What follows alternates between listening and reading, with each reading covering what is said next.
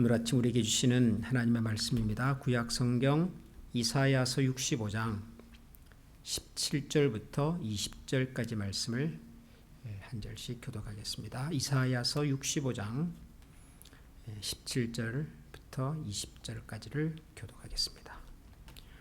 보라, 내가 새 하늘과 새 땅을 창조하나니 이전 것은 기억되거나 마음에 생각나지 아니할 것이라. 너희는 내가 창조하는 것으로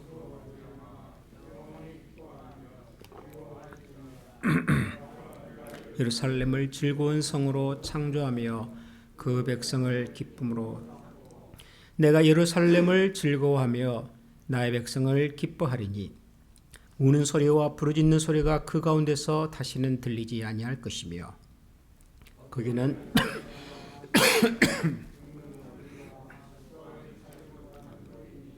다시는 없을 것이라. 백세에 죽는 자를 젊은이라 저주받은 자이리라. 아멘. 이사야서 말씀을 우리가 지난 한 달 동안 묵상을 했는데요. 이제 거의 마지막까지 온 것 같습니다. 오늘 말씀에는 하나님께서 새 하늘과 새 땅을 창조하시겠다, 그런 말씀도 나오고, 내가 예루살렘을 즐거워하며 나의 백성을 기뻐하겠다, 그런 표현도 나오는데요. 성경에서 새 하늘과 새 땅, 하나님께서 처음에 에덴 동산에서 창세기에서 나오는 하나님께서 처음에 천지를 창조하셨던 그 천지의 새로운 버전인 거죠. 새 하늘, 새 땅, 그런 말은. 그리고 그 하나님께서 지으시는, 또 회복해 가시는 새 하늘과 새 땅을 다른 표현으로는 예루살렘이라고도 표현을 했습니다. 신약 성경 제일 마지막에 나오는 요한계시록에서는 거룩한 성 예루살렘이 하늘에서부터 내려오더라. 사도 요한이 밤모섬에서 보았던 환상에는 그런 내용도 포함되어 있었죠. 새 하늘과 새 땅, 예루살렘, 이런 표현들은 다 하나님께서 마지막으로 새롭게 회복해 가실 하나님의 나라에 대한 상징적인 표현들이겠습니다. 예루살렘이라고 하는 도시는 참 역사에 많은 아이러니를 품고 있는 도시입니다. 예루살렘이라고 하는 이름의 뜻은 살렘은 평화죠. 평화. 우리가 인사를 할 때 샬롬 이런 말도 가끔 쓰기도 하지 않습니까? 예루살렘이라고 하는 것은 평화의 도시, 그런 뜻입니다. 그런데 우리가 아는 것처럼 지구상에서 가장 위험한 도시는 또 예루살렘이지요. 예루살렘은 지금도 국제법상 어느 나라에도 소속되어 있지 않는 중립지역입니다. 그러니까 우리는 예루살렘이 이스라엘에 있으니까 이스라엘 땅, 그렇게 생각을 하고, 또 많은 사람들은 이스라엘의 수도가 예루살렘이다, 이렇게도 생각을 하고 있지만 예루살렘은 국제법상 어느 나라에도 소속되지 않는 그런 땅입니다. 이스라엘이 점령하고 있기는 하나, 그러나 국제법상 인정되지 못하는 이제 그런 행위입니다. 이유는 예루살렘이라고 하는 도시가 갖고 있는 아주 특수한 상황 때문에 그렇죠. 우선 이스라엘 사람들은 예루살렘이 자기 신앙의 뿌리다, 그렇게 생각을 하죠. 그다음에 우리 크리스찬들도 예루살렘은 우리 기독교 신앙의 또 뿌리다. 그래서 우리가 성지순례, 이런 표현을 쓰기도 하지 않습니까? 예루살렘. 그런가 하면 이슬람 사람들도 예루살렘은 그들의 성지입니다. 그러니까 전 세계에서 가장 유력한 종교들이 하나같이 다 예루살렘을 그들의 신앙의 본거지 혹은 뿌리라고 생각을 하고 있기 때문에 예루살렘이라고 하는 도시를 자칫 잘못하면 세계의 여러 종교들이 이렇게 갈등하고 다투고 싸우는 현장이 될 수밖에 없는 거죠. 이런 것들을 고려해서 이제 2차 세계대전이 끝나고 난 다음에 그 지역에 새로운 국가들을 세워갈 때 예루살렘은 중립지역으로 남겨두었습니다. 그 예루살렘이 회복이 된다라고 하는 것은 지금 우리가 살아가는 이 현실에서는 까마득한 얘기입니다. 그 예루살렘에 평화가 깃든다. 사람들이 거기에서 웃음소리를 낸다. 행복하게 산다라고 하는 것은 정말 가능할까라고 하는 생각이 들 만큼 정말 요원한 일입니다. 근데 사실 하나님께서 이 세상의 역사를 회복해 간다고 하는 것 자체가 우리의 생각으로는 참 불가능해 보이는 일들이지 않습니까? 우리가 읽은 65장 제일 마지막에 보면 이런 표현이 나옵니다. 그러니까 오늘 우리가 지금 읽고 있는 65장 그리고 66장까지는 하나님께서 마지막에 이제 그분의 나라를 새롭게 하셔서 세상의 역사를 만물을 회복해 가시는 그날에 관한 얘기들인데 그 65장 25절 제일 마지막에 보면 이리와 어린 양이 함께 먹을 것이며 사자가 소처럼 짚을 먹을 것이며 뱀은 흙을 양식으로 삼을 것이니 나의 성산에서는 해함도 없겠고 상함도 없으리라 여호와께서 말씀하시니라. 그런 표현도 나오죠. 물론 이것도 상징적인 표현입니다. 이리와 어린 양이 함께 먹는다. 양은 이리의 늑대의 공격 대상이지요. 식량입니다. 양은 이리를 두려워할 수밖에 없고 절대로 공존할 수 없는 두 종류의 동물이지요. 근데 이리와 양이 함께 먹는다. 사자는 소처럼 짚을 먹는다. 더 재밌는 것은 뱀은 흙을 양식으로 삼는다.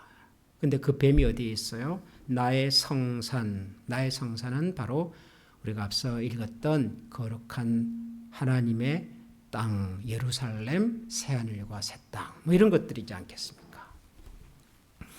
왜 뱀 얘기를 했을까요? 여러 동물들 중에서 왜 하필이면 뱀이 그곳에서 흙으로 양식을 삼을 거다 그랬을까요? 그건 창세기에 나오는 뱀 사건인 것이죠. 하나님께서 지으신 모든 피조물 중에서 뱀이 간교했고 그 뱀이 인간을 유혹하고 하나님의 약속을 어기게 만드는 데 결정적인 역할을 했던 인류의 모든 불행의 씨앗이 바로 거기에서부터 시작이 되었는데 그 장본인이 뱀이지 않습니까? 문제의 원인이 뱀이지 않았습니까? 근데 그 뱀이 이제 하나님의 성산에서 자유롭게 다닌다라고 하는 것이죠. 하나님의 나라의 하나님의 통치의 완전한 회복에 대한 이야기들을 여러 가지 이런 표현들을 가지고 지금 하고 있는 것입니다. 여러분 우리가 믿는 그리고 우리가 기대하는 이 구원의 완성이라고 하는 것은 우리가 스스로 하나님의 나라 천국에 막 이렇게 갑자기 옛날에 무슨 휴거 뭐 이런 표현도 쓰고 뭐 책도 나오곤 했었습니다만은 그래서 그냥 휙 이렇게 공중부양을 해서 어디론가로 가버리는 것이 아니라 하나님께서 처음에 지으셨던 그분의 창조의 아름다움과 그 선한 모습으로 우리가 살아가는 모든 환경들이 회복이 되는 거라고. 회복. 그러니까 우리 인간 속에 있었던 죄성이 깨끗하게 씻김을 받고 인간의 죄성으로 말미암아 우리가 겪고 있는 이 땅에서의 모든 불행과 모든 아픔들이 제자리를 찾아가고 지금 우리가 뉴스를 통해서 계속 듣고 있는 이 지구의 질서의 이 불균형들 때문에 얼마나 많은 사람들이 지금 고통을 받고 있습니까? 지금 미국 남부 지역에 지금 홍수 때문에 어마어마하게 많은 사람들이 고통을 받고 있다 그러죠. 뭐 캔사스인가요? 미주리인가요? 거기는 완전히 그냥 마을 하나가 물에 잠겨버렸더라고요. 라스베가스도 어제 뉴스 보니까 라스베가스도 지금 뭐 물이 차가지고 뭐 호텔들이 난리라 그러고. 그러니까 우리가 우리 힘으로 만들어 놓은 이 엄청난 이 기술의 집합체인 이 현대 사회도요. 이 자연의 질서가 한번 삐끗하게 버리면은 속수무책이지 않습니까? 그러니까 이런 현상들 앞으로 막 갈수록 심해질 거라 그러는데 과연 이런 곳에서 우리가 언제까지 살 수가 있을까? 막 그런 걱정이 드는 거죠. 우리가 겪고 있는 이 모든 불행들, 모든 안타까움들이 근원적으로 따지고 들어가 보면 우리 인간의 죄성으로 말미암은 욕심, 하나님께서 우리에게 허락해 주신 이 환경에 대한 소홀히 여기는 마음들, 이런 것들의 축적, 누적의 결과이겠죠. 그러니까 우리가 겪고 있는 모든 환경들과 불행의 문제들이 다시 근원으로 돌아가서 회복이 되어 가는 것을 성경은 구원이라고 말하는 겁니다. 그러니까 사실 우리가 예수 믿고 구원받는다라고 말할 때 그 구원을 우리가 좀 넓고 크게 좀 볼 필요가 있는 거죠. 우리가 예수 열심히 믿어서 내가 좋은 사람이 되고 우리 교회가 좋은 교회가 되고 그래서 우리가 이 세상을 살면서 선한 마음을 가지고 사는 것도 구원의 굉장히 중요한 부분입니다만은 성경이 우리에게 보여주는 하나님의 구원의 그 스펙트럼은 훨씬 더 큰 거죠.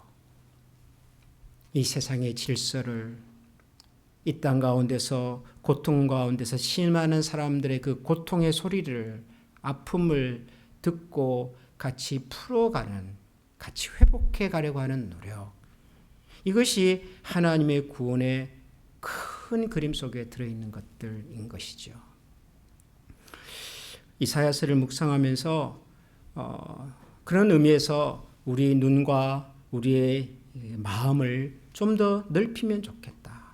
우리가 하나님을 사랑하고 하나님 은혜와 하나님 말씀을 가슴에 품고 살아가는 우리의 가슴 속에 우리 개인의 경건과 거룩 못지않게 우리가 살아가는 우리의 이 환경과 세상의 질서가 좀 회복이 되고 우리가 살아가는 세상 속에서 들리는 여러 가지의 신음소리들이, 아픔의 소리들이 좀 줄어들고 잦아들고 언제 끝날지 모르는 저 러시아와 우크라이나의 전쟁이 좀 빨리 종식이 되고 총과 칼로 싸우지는 않지만 세계 여러 나라들이 지금도 서로를 향하여 적대적인 마음을 가지고 우리 조국 대한민국에서도 늘 그런 긴장의 연속 아니겠습니까?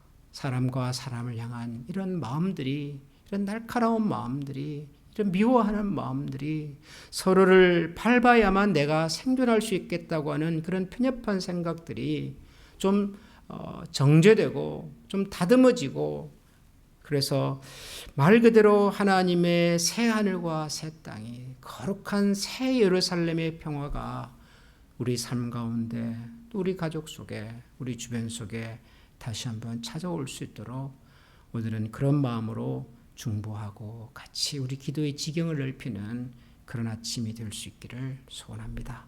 기도하겠습니다. 하나님께서는 저희들을 사랑하십니다. 저희를 위하여 독생자 예수 그리스도를 이 땅에 보내셨고 누구든지 저를 믿는 자마다 멸망하지 않고 영생을 얻게 하시겠다고 약속하셨습니다. 그러나 그 하나님의 구원의 약속은 우리 한 사람만이 아니라 하나님께서 지으신 이 세상의 질서와 만물의 회복에 있음을 또한 저희들이 믿습니다. 하나님께서 새하늘과 새 땅을 창조하시고 하나님께서 창조하신 그 땅 속에서는 더 이상의 아픔도 부르짖는 소리도 심지어는 이리와 양이 함께 먹을 것이며 사자가 소처럼 즙을 먹을 것이고 뱀도 흙을 양식으로 삼아 하나님의 거룩한 성산에서 해함이 없이 살아갈 것이라고 말씀하셨는데 하나님 그날이 속히 오게 하여 주시옵소서. 그날이 하나님 우리가 살아가는 이 삶 속에서 구체적으로 이루어지게 하여 주시옵소서. 지금도 이 땅의 곳곳에서 들리고 있는 수많은 사람들의 그 아픔을, 슬픔의 소리를, 고통의 소리들을 하나님 기억하여 주시고 하나님 그 슬픔과 고통과 아픔의 소리들을 함께 풀어가고 해결해 가는 일에 하나님 저희들을 사용하여 주시고 저희 기도를 사용하여 주시고 저희들의 마음을 함께하여 하나님 나라를 함께 이 땅 가운데 이루어가는 신실한 주의 자녀들 되게 하여 주옵소서. 오늘도 그런 마음으로 우리 자신과 우리 가정과 교회와 그리고 우리가 살아가는 이 세상을 향하여 기도하겠습니다. 하늘에 계신 하나님께서 저희들의 간구를 들으시고 하나님의 선하신 뜻을 펼쳐 주시옵소서. 예수님 이름으로 감사하며 기도합니다. 아멘. 하늘에 계신 우리 아버지, 아버지 이름을 거룩하게 하시며 아버지의 나라가 오게 하시며 아버지의 뜻이 하늘에서와 같이 땅에서도 이루어지게 하소서. 오늘 우리에게 일용할 양식을 주시고 우리가 우리에게 잘못한 사람을 용서하여 준 것 같이 우리 죄를 용서하여 주시고 우리를 시험에 빠지지 않게 하시고 악에서 구하소서. 나라와 권능과 영광이 영원히 아버지의 것입니다. 아멘.